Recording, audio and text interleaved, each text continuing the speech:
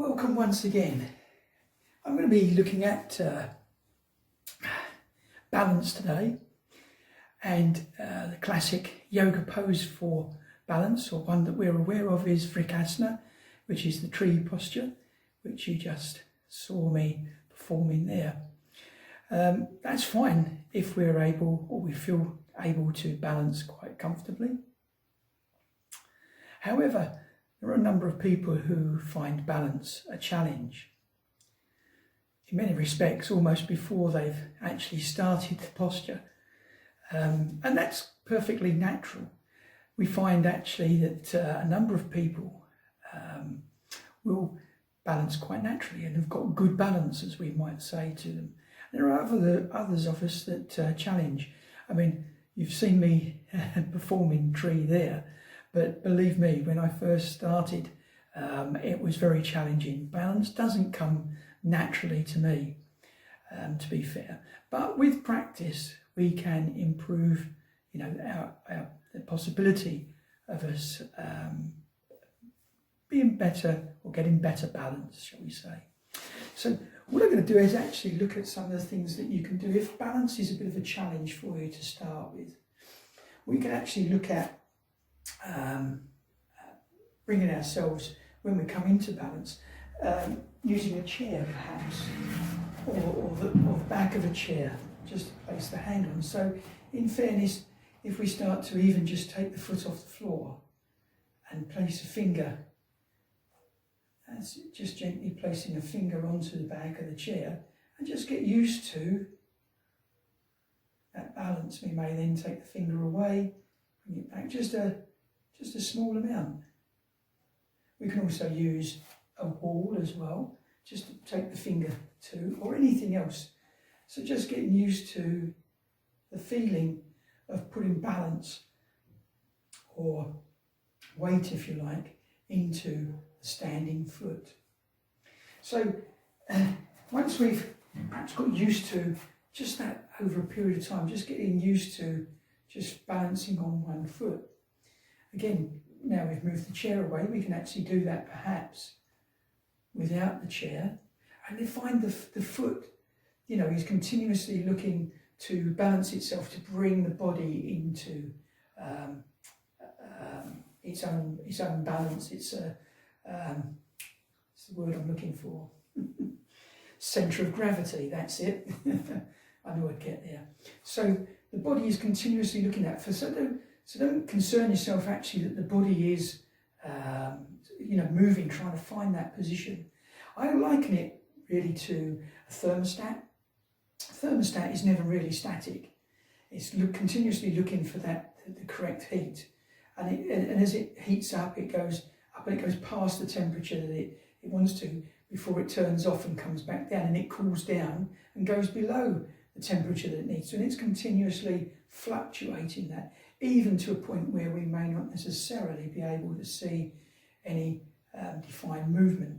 So it's the same for us. At first we might be a kind of a struggle to try to find our balance, but after time that movement becomes smaller and smaller and more habitual. So, and then don't forget to practice on both sides.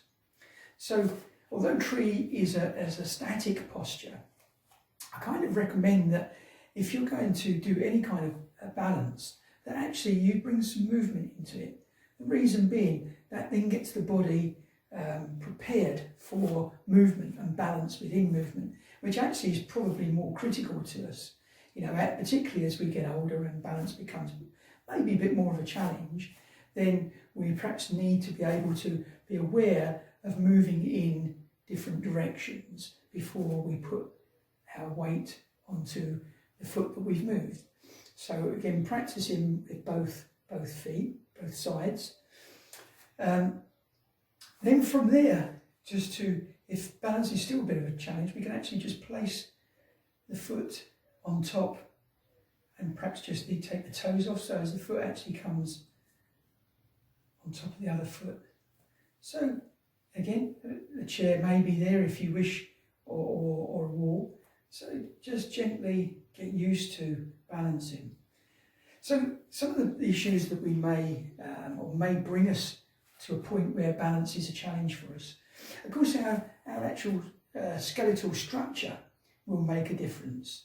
You know, how we organise ourselves within space anyway, and our centre of gravity. So even just standing, although again we're trying to find that balance, it may well be that our posture has not helped us. So practicing Tadasana, the mountain posture, will obviously help that to start with. So we've got ourselves to a stage where we can actually take our foot off the floor, place it back down, and then we come to a point where actually our mind then starts to get more, it's a little more challenging now, because we could take the foot perhaps to the calf. So with this, we want the toes pointing down towards the earth. We want the hips open and facing forwards. The knee goes out to the side. Now it may well be that we haven't got that flexibility in the hips, so let's not concern ourselves too much with that at this moment in time. If the knee even comes forwards to there, we're still balancing.